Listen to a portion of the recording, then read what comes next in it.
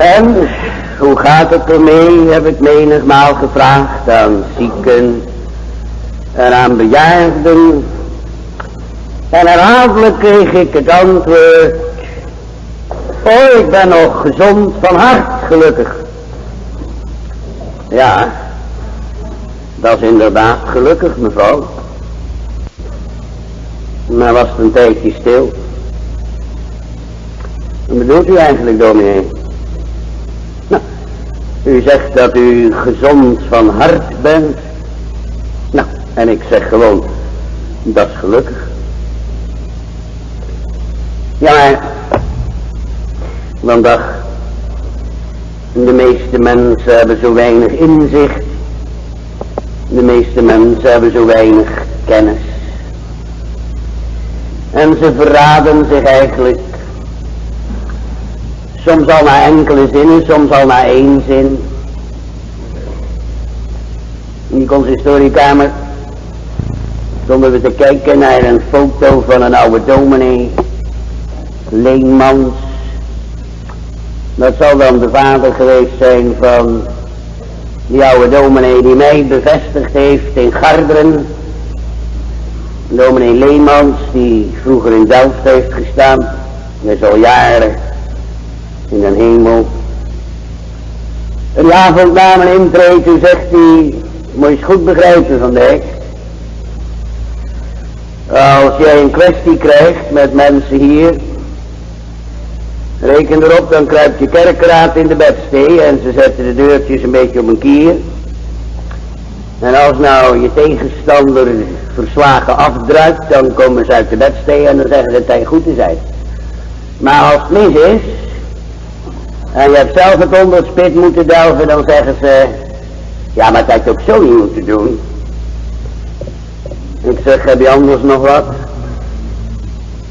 Hij zegt: ja, nog één raad. Je laat de mensen een beetje praten, hè. En dan maken ze als het ware zelf een strik om hun hals. Dan hoef je alleen maar even het touwtje aan te trekken, dan heb je ze gevangen. Want een mens openbaart zichzelf. De spraak maakt de mens openbaar. Die man die heeft een goed hart. Ja. Ja, dat dacht die farizeeër ook. Nou, die stond voor haar in de tempel en die zei: oh God, ik dank u dat ik niet ben als de andere mensen. Ik pas 2 maanden per week, ik geef tiende wel wat ik weet. Wat een goede man. Er wordt wel eens van iemand gezegd dat hij een gouden hart heeft. Iemand met een gouden hart. Was dat misschien die rijke jonge man? Jong en rijk, wat is er nou nog meer? Ja, en toch niet gelukkig. En eerlijk, want spontaan, zoals jonge mensen zijn, kan hem niks schelen wat de mensen ervan zeggen. Valt hij op zijn knieën voor de Heer Jezus neer en hij zegt: goede meester, wat moet ik doen om het eeuwige leven te bereiken? Is dat geen man met een goed hart, een man met een gouden hart? Oh, dat heeft Saulus van Tarsus van zichzelf ook wel gedacht voor zijn bekering. Tja, alles op alles zetten om die volgelingen van die gehate Jezus van Nazareth gevangen te nemen. Een goed hart, een gouden hart. Ja, wat zegt de Heer Jezus nou van u en van mijn hart? Want het kan u tenslotte koud laten wat deze of gene zegt. Maar de mond der waarheid spreekt. En hij zegt van u en van mijn hart, dat uit u en mijn hart voortkomen boze bedenkingen, dieverijen, hoererijen, doodslagen, veneengeving. En dat hart van ons is arglistig, dodelijk, meer dan enig ding. Wie zal het kennen, zegt ons de schrift.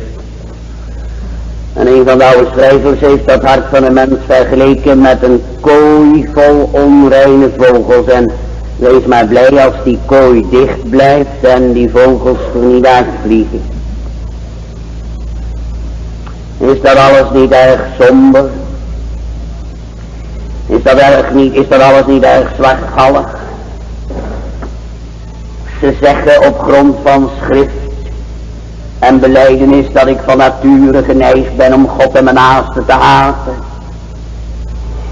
Ja kijk, u kunt een woord van Jan-Piet of Klaas naast u neerleggen, maar het woord van de Heer Jezus Christus, en daar hebt u toch niets tegen in te brengen. Waarom proberen we het dan altijd? Gij kunt niet God dienen en de mammon. Waarom proberen we het dan altijd? Van 2 walletjes te eten. Waarom wil die mens eigenlijk in dit leven zijn als de rijke man? En na het leven gelijken op de arme Lazarus. Ja, zo is het. Maar is die mens dan zo slecht? Ach, leg u er dan te luisteren naar dat getuigenis Gods dat eeuwig zeker is en eenvoudige wijsheid leert. Oh, u kunt ook naar de psychologie gaan, u kunt ook naar de dieptepsychologie gaan natuurlijk. Ik heb in mijn herfstvakantie getracht om een beetje bij te blijven. Ook met de moderne literatuur, omdat ik dan schooldecaan ben op een middelbare school in Den Haag. En dan lees je die boeken en dan denk je, ach. Dan heb je zo'n gevoel inwendig wat je uitwendig kan hebben als je een beetje kleverige handen hebt, vieze handen. Zou ik me graag eens even lekker wassen. Dan blijft zoiets viezigs, dan blijft zoiets van roet hangen en dan denk je, wij dweepten 40 jaar geleden met Selma Lagerlöf en wij ontdekten Bordewijk en dat was literatuur. En wat is tegenwoordig literatuur? Ik heb gezegd tegen enkele jongeren, je krijgt 5 minuten om het verschil uiteen te zetten tussen literatuur en pornografie. En ga nou je gang maar. En als u dan de moderne psychologie een klein beetje bekijkt, al ruikt u er maar even aan. En dan weet u dat men van die mens niets verwacht. Niets verwacht. En wij ouderen hebben in de Tweede Wereldoorlog zo de nodige ervaringen opgedaan. En we kijken rondom ons en horen van de verschrikkingen die er in de wereld zijn. En van alle ellende in de wereld waar ik eigenlijk dagelijks mee geconfronteerd word. Gistermorgen nog. Ik loop daar door de hol in de school, komt een meisje op me af, schiet die gang in en het kind het huis. Moeilijkheden. Altijd moeilijkheden. Moeilijkheden tussen moeder en vader, spanningen in het huwelijk. Narigheden tot en met. De ene mens is een wolf voor de medemens, heeft de filosoof Hobbes gezegd. Homo homini lupus. Nu gaan we naar de schrift. Ons hart is hard. En ik kan mijn hart niet meekrijgen. Ik kan mijn knieën buigen, ik kan mijn hoofd buigen, ik kan mijn hart niet buigen. Daarom zegt de psalmist, neig mijn hart. En voeg het samen tot de vrees van uw naam. Dan spreekt de Heer Jezus zijn zaligsprekingen. O, de wereld noemt hem zielig. Zielig die vervolgd worden en zielig die arm van geest zijn en zielig die treuren. Maar de Heer Jezus zegt zalig. Tegen wie zegt hij dat? Ik heb daar vroeger altijd een verkeerde voorstelling van gehad. Ik dacht die bergreden, daar zit de Heer Jezus op die berg. En oh, die mensen! Die luisteren naar zijn woorden, maar dat is niet waar. Jezus de schare ziende, begint Matthäus 5, is geklommen op een berg. En zijn discipelen kwamen tot hem. Die schare die laat het afweten. Oh, geen wonder vandaag. Oh, geen blinde of zo, of een kreupele die gedragen wordt of zoiets, nee. Oh, is het alleen een predikatie? Nou jongens, dan gaan we maar, hè. Jezus de schaarenzien is geklommen op een berg en zijn discipelen kwamen tot hem. Want hen gaat, oh ja, ze hebben ook oneindig veel onbegrip en misverstand, maar hen gaat het toch in eerste instantie niet om de tekenen en om de wonderen, maar om de woorden van de Heer Jezus Christus. Zalig de reinen van hart, want zij zullen God zien. Ik heb eens gelezen van een oceaanreis. En ach ja, hoe gaat dat aan boord van zo'n groot schip? En er was een van die passagiers, die was de lolligste van het schip. Altijd even grappig, altijd even leuk, altijd even charmant, altijd even aardig. Behalve tegen zijn eigen vrouw vermoedelijk. Ja, dat zijn van die mensen, die zijn voor de buiten, oh zo aardig en oh zo enig en oh zo leuk. En er was een predikant aan boord. En die dominee die moest het altijd ontgelden. Als die dominee langs kwam, dan kwam er een of andere schimpscheut. En op een keer staat die meneer te kijken, met een verrekijker te turen. En die dominee komt weer langs en die man die zegt, ja dominee, je dacht zeker dat ik naar dat dorpje aan het kijken was daar in de verte, hè? Dat is niet waar hoor. Nee, ik heb met die kijker gekeken naar het luchtruim. Om die God van u te ontdekken, maar ik heb niks gezien hoor.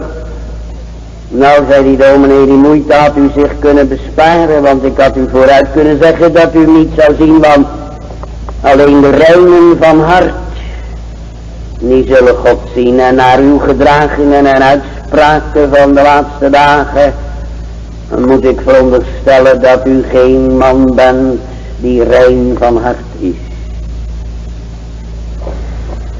Dat daarin is in het heelal geweest. En hij is weer gelopt en hij heeft gezegd, ik ben in de ruimte geweest en op mijn ruimtevaart heb ik nergens God gezien. Nergens God gezien.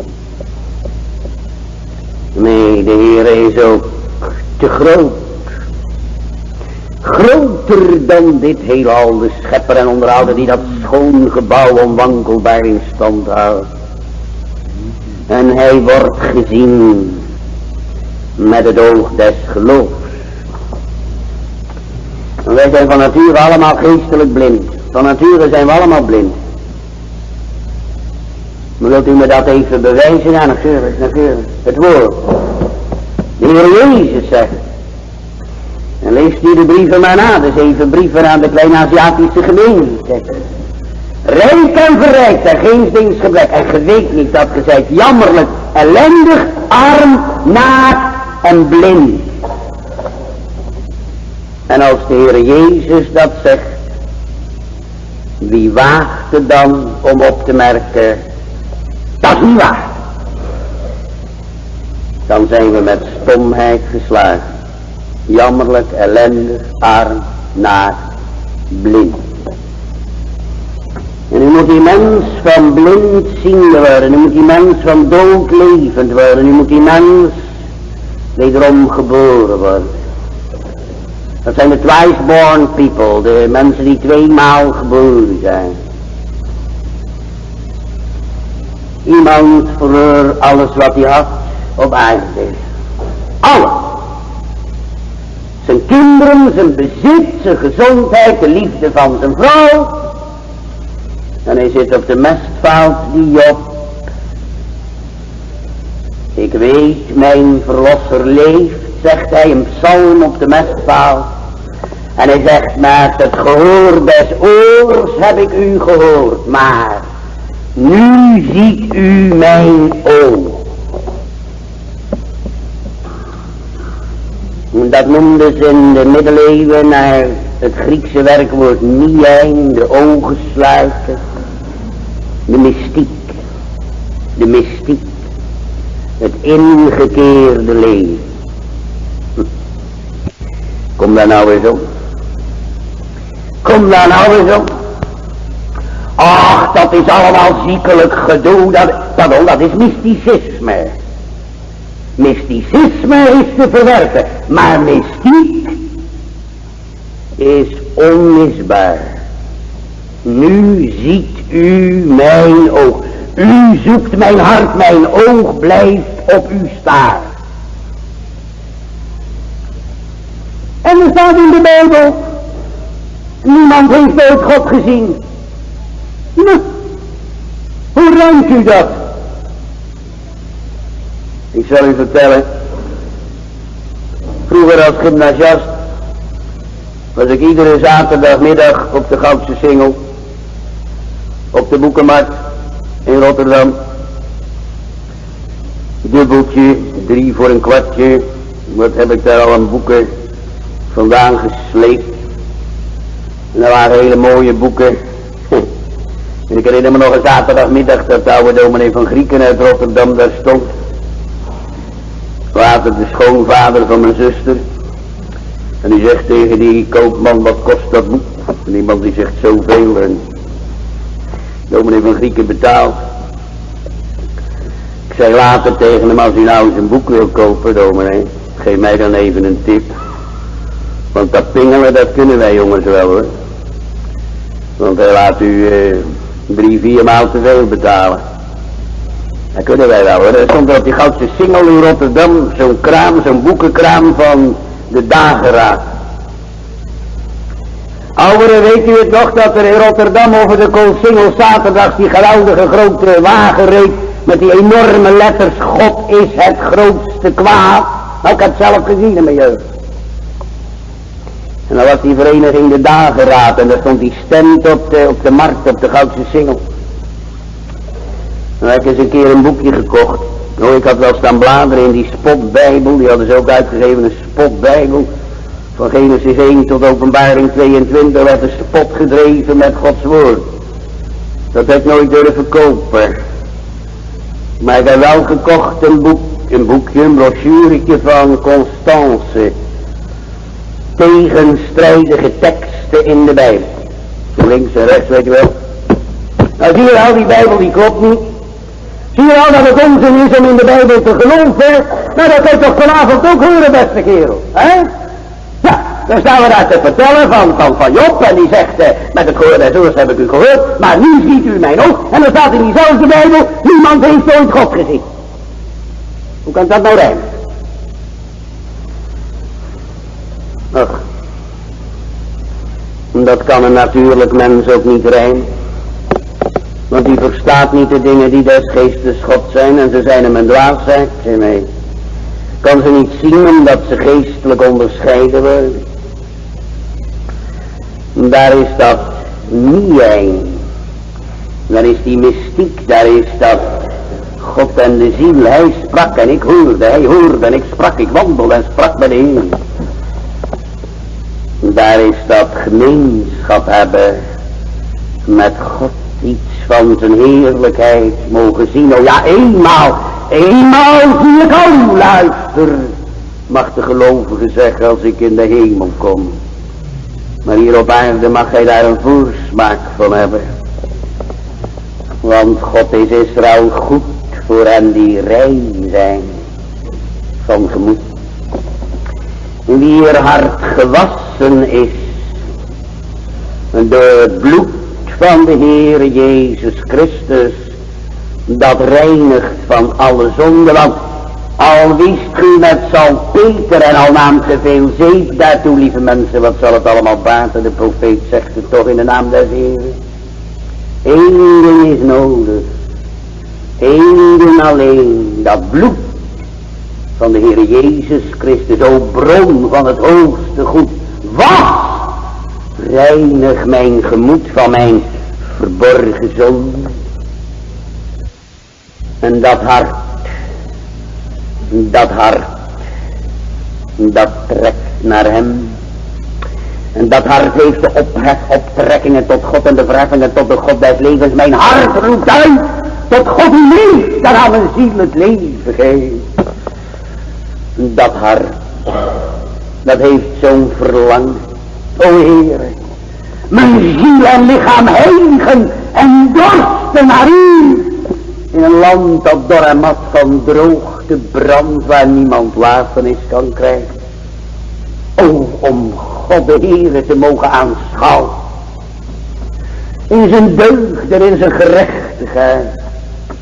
Oh, er is toch ieder hart dat lief heeft, laten we maar eerlijk zijn. Dan kan zo'n jongen uit Overschie, weet ik, op zijn bromfiets door half Rotterdam of door heel Rotterdam rijden. Om even dat meisje te zien. Is er wat? Nee, ik wou even zien nog. Nou, dat verlangen om elkaar zomaar even te zien. Ging hier gisteren met mijn vrouw in mijn oude gemeente Monster even. Dan zag ik hem lopen met zo'n gezicht. Ik stop en ik draai dat portierraampje open, moet je preken zondag. Oh, dominee, benieuwd. Wat is er, man? Oh, ja, ik heb gisteren mijn zoon en mijn schoondochter en de kleinkinderen naar Schiphol gebracht.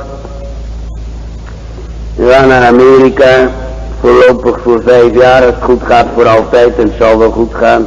En ze zijn 14 dagen, de laatste 14 dagen bij ons thuis geweest. En nou maar even om een hoekje kon kijken, hè. Ja, dat is een hart dat lief heeft. Zo doet een moeder, zo doet een vader, zo doet iemand die lief heeft, dat nou maar even om een hoekje mocht kijken, even maar. De godzalige Samuel Rutherford, die heeft in zijn geestelijke brieven gezegd, Heere, in de hemel, dat vraag ik niet. Maar Heere, als ik dan door het sleutelgat mocht zien, iets van uw luister en iets van uw majesteit. Zalig zijn de reinen van hart, want zij zullen God zien. Wat zijn dat voor mensen die reinen van hart? Wat zijn dat voor mensen wie gemoed gereinigd is van de zonde door dat bloed van de Heer Jezus Christus? Oh, dat zijn hele kleine mensen. Hele kleine mensen. Ja. Zegt vanmorgen een dominee in Den Haag, hoorde ik van een van de kerkgangers, hij was op een begrafenis geweest afgelopen week. En die voorganger die had daar gesproken heel plechtig over het standvastig karakter en over de geweldige capaciteiten van de overledene. Ja. En dominee Luchtigheid die schopte erachteraan en die zegt tegen een collega, had hij iets begrepen van die tollenaar? En toen zegt die kerkganger tegen me, wat zou hij daarmee bedoeld hebben? Ik zei, ja, dat weet ik niet, ik heb vanmorgen in Barendrecht gepreekt, maar nou zo en dat en dat. Ik zeg, oh, dat begrijp ik wel. Er staat in de Bijbel, de tollenaar stond van verre. Dat zijn de reinen van hart. O God, wees mij zondaar genadig. En deze ging afgerechtvaardigd naar zijn huis. Dat zijn de reinen van hart, de kleintjes. Dat zijn de reinen van hart, de ootmoedigen. Dat zijn de reinen van hart die zeggen, ik heb gezondigd. Ik beklaag het. Nee, die verloren zoon die gaf de schuld niet aan zijn vader. Vader heeft hem ook nooit moeten laten gaan. Vader, en ik ben in terechtgekomen bij slechte vrienden en slechte vriendinnen. Nou ja, goed, en nee, die vrienden en die vriendinnen hebben niet de schuld en die vader heeft niet de schuld. Hij heeft de schuld. Ik heb gezondigd. Daar hebt u de reinen van hart. En wat de oude zeggen, ik heb het laatst in Feyenoord gezegd, meen ik. Waar de hand is, daar is de pijn. Dat is waar. Moet je opletten. Hoofdpijn? Ja, dat hoef ik niet eens te vragen. Doet iemand een stap zo van de trap af. Wat? Spierverrekt. Waar de hand is de pijn. Die tollenaar die heeft zijn hand op zijn hart. Daar zit het. Daar is de pijn. En daar is het gemis. Daar is het godsgemis. De reinen van hart, dat zijn niet de draufgangers, dat zijn niet de superchristenen, want die bestaan niet.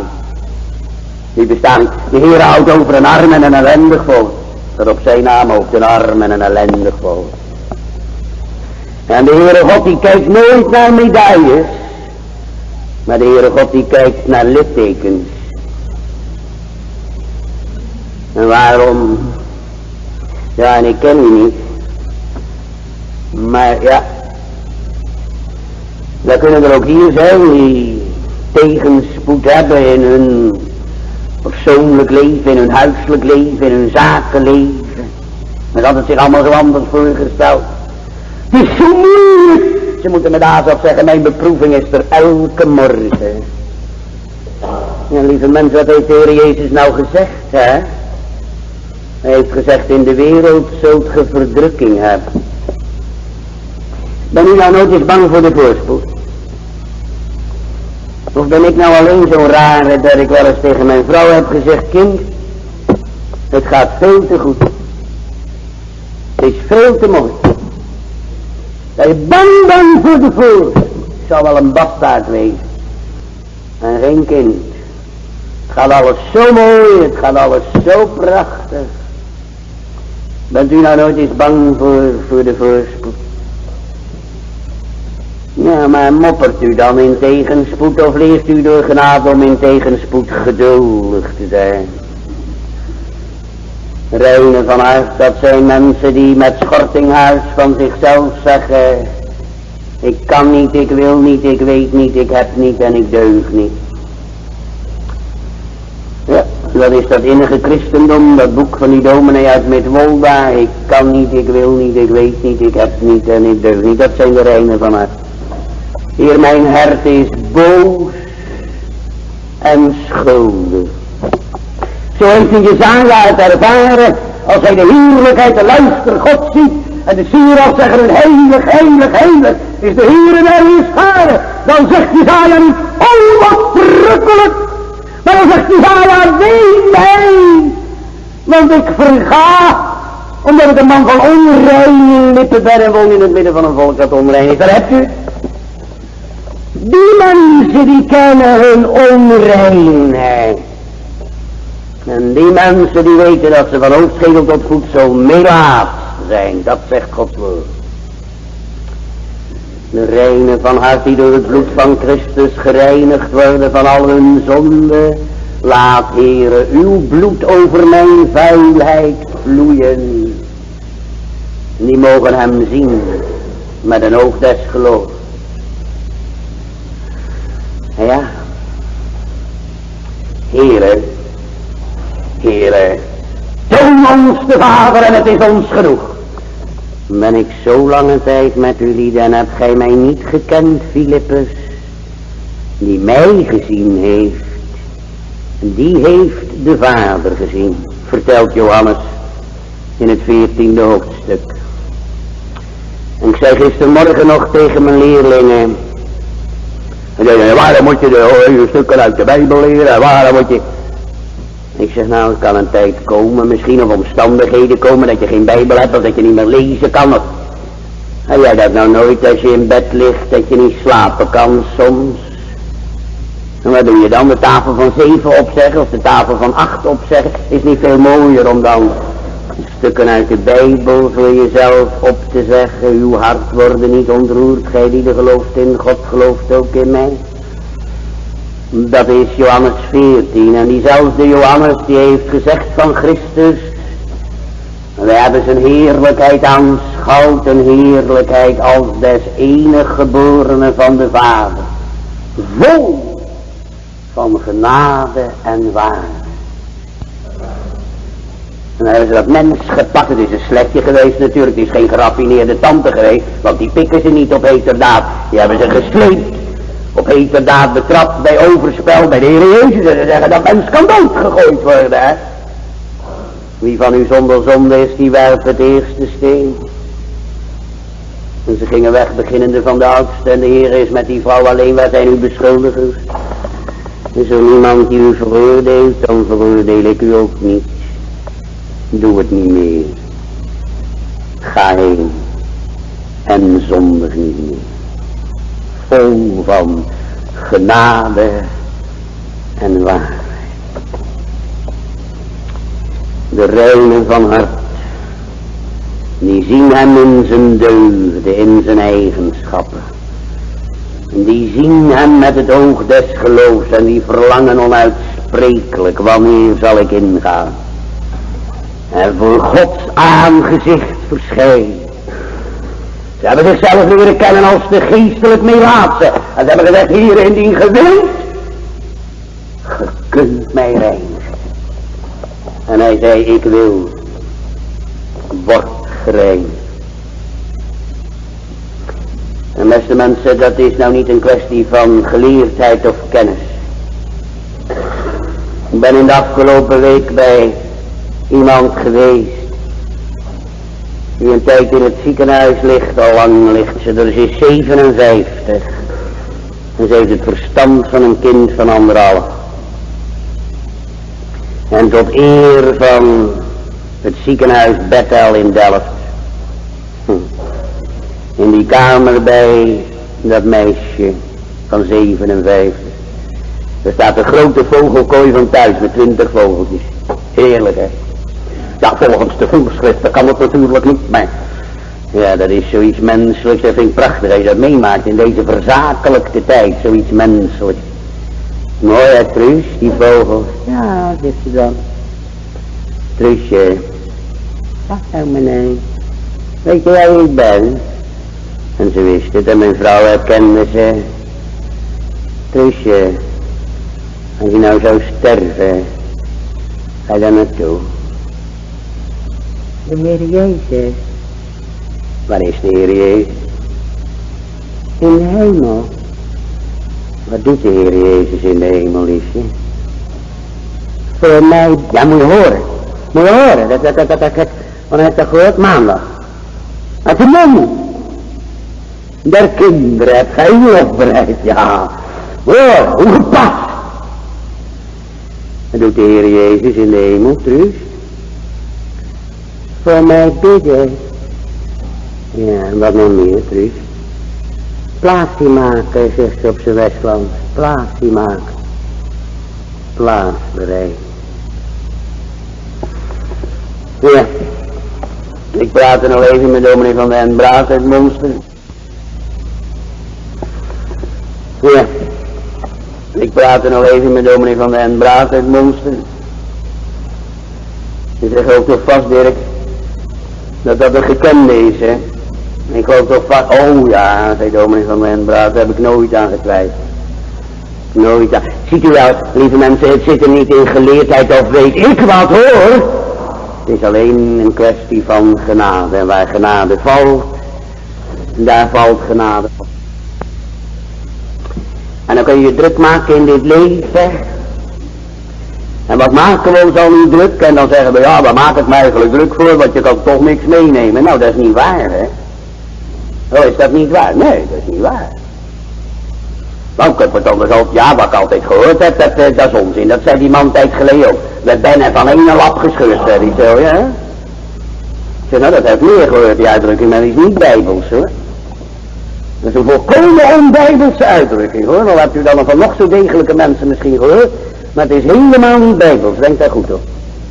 Dan zeggen ze, je kunt niets meenemen. En dan zeggen ze op de Veluwe, zeiden ze altijd, in een doodshemd zit er geen zak. En dat is volkomen juist, dat is allemaal volkomen juist. Maar dat je niks kan meenemen, dat is niet waar, hoor. Want dat reine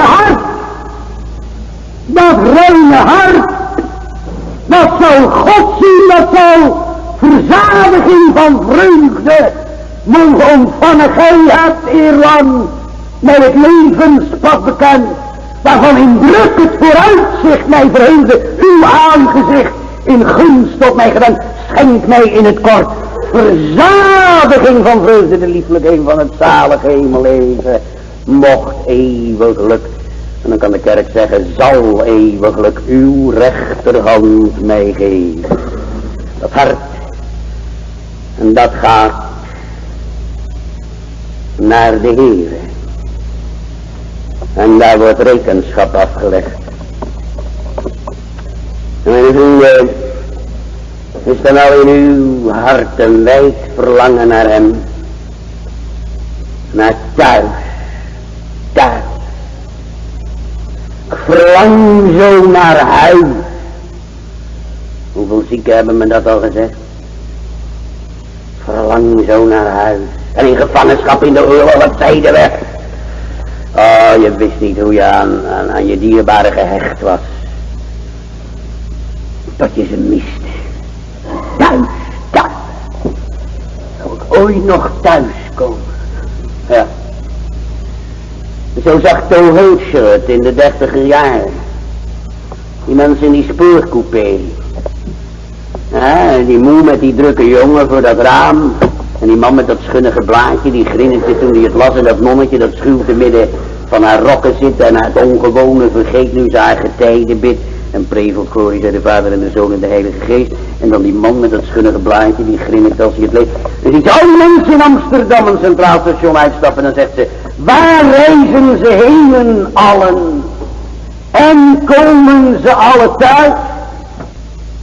Ik vergeet nooit, in de levensmeditatie in Rotterdam, in de Bosjeskerk, pater Borromeus de Greve, de Franciscaan.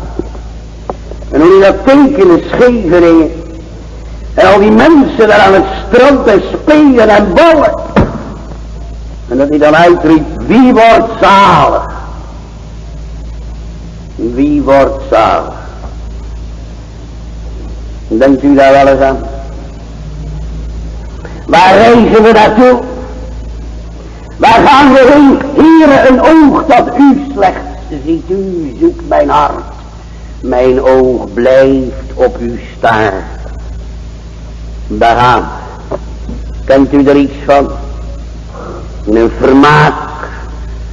De wet Gods. Hoe lief heb ik uw wet. Het is me doel de ganse dag haar ijverig te betrachten. Ik heb vanmorgen, schrik niet, 1,5 uur in de vroegte met mijn kleinzoontje zitten spelen in de kamer om hem zoet te houden. Dat valt niet mee hoor. Het is een lekker baasje. En om die andere dan, zijn kleine zusje die een jaar jonger is en mijn vrouw en dochter en schoonzoon, om ze maar nog wat rust te gunnen. Ik heb er 1,5 uur met dat kereltje zitten spelen met autootjes en blokken en weet ik wat. En toen eens komt hij naar me toe en zegt hij: veertje opa? Zo, die zegt: wat weet ik niet, een veertje. Wel, de grote schik met dat veertje. Ik zeg: ja, maar nou moet opa zich eens gaan scheren hoor. Nee, ik zeg: ja, opa moet preken. Opa moet preken. Jullie van veertje? Ik zeg: ja. Ja, van veertje, dat was nog helemaal niet zo gek. Want dat veertje, dat moet je nog blazen om de lucht in te gaan. Maar dat is bij mijn hart niet nodig hoor, dat heeft geen wind nodig om de lucht in te gaan. Dat is vanzelf al zo hoog. Zo hoogmoedig. Oh mensen, ik heb het zo geweldig met mezelf getroffen, u ook? Meestal wel hoor, ja nou. En ik ben zo farizeeërachtig dat ik niet zeg wat die farizeeër zegt. Nee, stel je voor. Zeg: oh God, ik dank u dat ik niet ben als de andere mens. Maar mijn hart is zo hoogmoedig, het heeft niks nodig hoor. Dat veertje, dat stonden we te blazen voor het leven, mijn kleinzoontje en ik. Maar dat veertje, maar mijn hart heeft dat niet nodig hoor. Dat gaat sowieso de lucht wel in. Ja. Oh, dat kun je op tal van manieren ondervinden. U op uw manier en ik op mijn manier. Ja, van de zomer een paar keer een televisiedagsluiting. Oh mens, dan moet je dat meemaken. Dan loop je daar in een warenhuis en ik heb u gisteravond op de televisie gezien. Ja, wat moet je nou zeggen? Oh. Heel intelligent, meer weet ik dan niet te zeggen. Oh. Ja, professor Wisse die deed anders vroeger. Mijn vrouw die zei eens tegen hem: we hebben u nog gehoord in de oude kerk in Delft, professor. Toen zei hij: oh ja kind, hoe vond je het? Nee, dat durf ik nooit. Dat kon Wisse wel doen. Maar ik durf het nooit. Want stel je voor dat die mensen zeggen wat ze denken. Waardeloos, zeggen ze dan. Ach, dat moet ik zelf ook zeggen, lieve mensen. Dat moet ik zelf ook zeggen. Dan staan we nou te stumperen vanavond, hè. Zalig de reinen van hart, want ze zullen God zien. Is er nou bij u en bij dat verlangen om God te zien. In zijn deugden, in zijn eigenschappen, in zijn schoonheid. In dat woord. In die dierbare Bijbel. Om te kennen wat men in de middeleeuwen noemde het fruideo, het genieten van God. Het verzinken. Het verzonken zijn in God. Ach, zegt u, er is geen tijd voor. Ach, klets niet, er is voor alles tijd. Doe nou. En ze hebben overal tijd voor zitten de hele avond kassie te kijken. Ja, het is toch waar. Drukken ze die knop in om 1:11 zeggen ze waardeloos zijn die Nederlandse programma's. De volgende avond zitten ze weer. De avond zitten ze maar geen tijd. Kom nou. Geen zin. Gaan we het zo instellen. Hoe is het nou bij u en mij? Is er een heimwee? Heimwee. Dat is zo mooi, hè? Bij de Duitsers, als iemand gestorven is, heimgegangen. Die is naar huis gegaan. Hebt u een verlangen naar huis? Ja, jongeman, je zegt misschien wou je het maar aan me zeggen, dan kom het pas. Nou joh, het is zo klaar hoor, het is zo klaar beste kerel. Het is zo klaar, maar even joh. Een verlangen naar dat huis bij den Heer. Om daarin te gaan en voor Gods aangezicht te verschijnen en om eeuwig te zingen. Van zijn goede tieren. En dat verlangen naar de koning der koningen. Iets van zijn schoonheid mag met het oog des geloofs gezien worden. En ik krijg van mijn plicht een klaar bericht, dat zongen we vanmorgen na de wet. Wat is het vooruitzicht schoon. Een rijk perspectief. Ja. En dan leggen we ons hart naast de tekst en daarmee eindig ik. Heus. Nee joh. Dat was vroeger in mijn jeugd ook en dan kwamen er zo 7 sloten aan een preek, hè. Maar nee, echt hoor. Dit is het laatste. Dan leggen we ons hart naast de tekst. Zalig zijn de reinen van hart, want zij zullen God zien. En wat zeg ik dan? Dan zeg ik wat Psalm 139 zei. Doorgrond me, ken mijn gedachten, zie of bij mij een schadelijke weg is en leid mij op de eeuwige weg. Amen.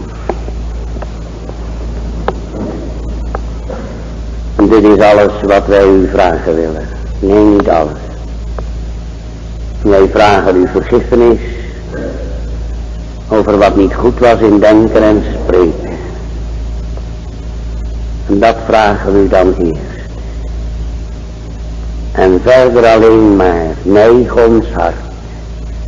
En voeg het samen tot de vrees van uw naam, doorgrond me. En ken mijn hart, o Heer.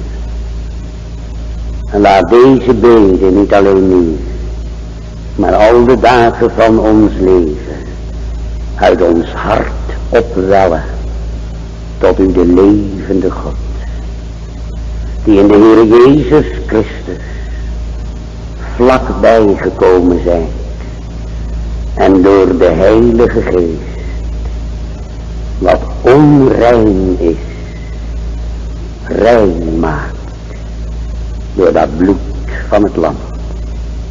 Amen. We zingen tenslotte Psalm 139, het laatste vers. Doorgrond me en ken mijn hart, o Heer.